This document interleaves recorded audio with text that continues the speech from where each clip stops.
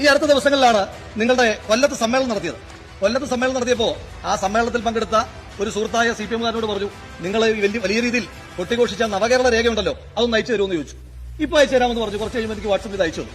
അയച്ചു തന്നപ്പോൾ ഞാൻ മൊത്തം വായിച്ചിട്ട് അദ്ദേഹത്തെ തിരിച്ചു വിളിച്ചിട്ട് പറഞ്ഞു, സുഹൃത്തെ, നിങ്ങൾക്ക് ഡോക്യുമെന്റ് മാറിയെന്നാണ് തോന്നുന്നത്, നിങ്ങൾ ഏതോ BJP-യുടെ രേഖയാണ് അയച്ചത്, നിങ്ങൾ ഒന്നുകൂടെ നോക്കിയിട്ട് ആ CPM-ന്റെ രേഖ അയച്ചിരുന്നു പറഞ്ഞപ്പോൾ അയാൾ എന്നോട് പറഞ്ഞു, അല്ല, ഇത് BJP-യുടെ അല്ല, ഞങ്ങളുടെ തന്നെ രേഖയാണ് സർ. കാരണം എന്താണ് സർ? ഇവരുടെ രേഖയ്ക്കകത്ത് 6.7 സർക്കാരിന് സാമ്പത്തിക പ്രതിസന്ധി ഉണ്ടെങ്കിലും സംസ്ഥാനത്തെ വിവിധ ജനവിഭാഗങ്ങൾക്കിടയിൽ വിവിധ തരത്തിലുള്ള നിക്ഷേപങ്ങളുണ്ട്. അവയെ സമാഹരിക്കുവാൻ പറ്റുന്ന സംവിധാനങ്ങളെ വികസിപ്പിച്ചെടുക്കുക എന്നത് പ്രധാന ഉത്തരവാദിത്തമായി ഏറ്റെടുക്കാൻ കഴിയണം. അതിനുതകുന്ന സംവിധാനങ്ങൾ വികസിപ്പിക്കാനുമാകണം.